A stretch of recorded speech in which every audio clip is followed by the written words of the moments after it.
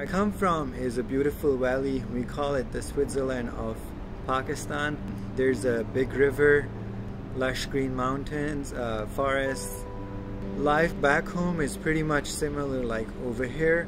You get up, go to school, take your classes. After you come back, you play your sports in the afternoon, do your homework, go watch movies, listen to music. Probably like everything else is the same as it is over here. In late 2007, the Afghanistan just crawled into our valley. All the terrorists, Al-Qaeda, Taliban, they just came over and eventually like they took over the valley. They ruled it for 2 years. They had their own law. There was no police, no courts, nothing, and all the girls' schools were closed down. Guys like were told to wear the traditional clothes, not pants or like Western clothes. All the music shops were closed down.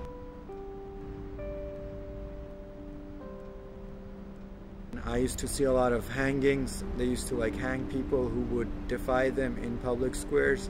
You would wake up the next morning and see somebody hanged over there with a letter. Why did they did that? And after 2 years, eventually our army moved into the valley and we had to leave. Whenever there was a suicide attack, you could hear the blast, and then you would hear the fighting and the ambulance sirens, and you could see like one day I saw at least 20 burnt bodies being carried away.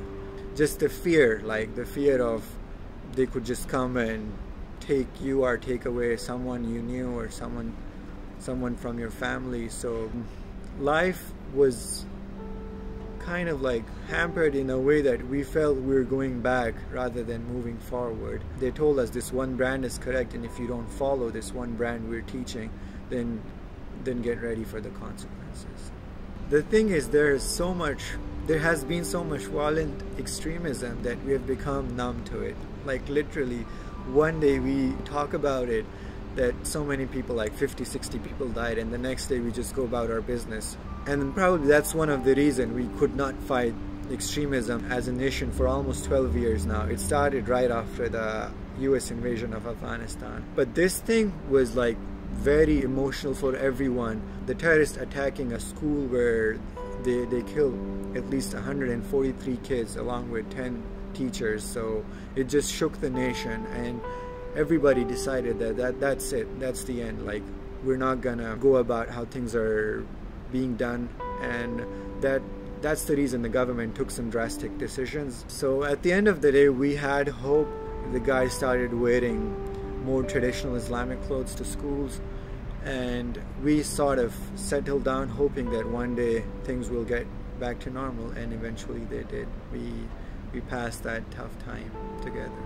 I would suggest people from all over the globe to support such initiatives who are tackling extremism in a non-violent way, not with guns or with more weaponry, because I'm against any sort of violence or any sort of war. So there are a lot of initiatives people have started in Pakistan, such as the Claim Your Mosques, and we can all support them morally, financially, give them projection. I think the biggest tool is dialogue, exchange of ideas, and the next big one would be education, educating the masses, because what they're taught is completely different than what I think.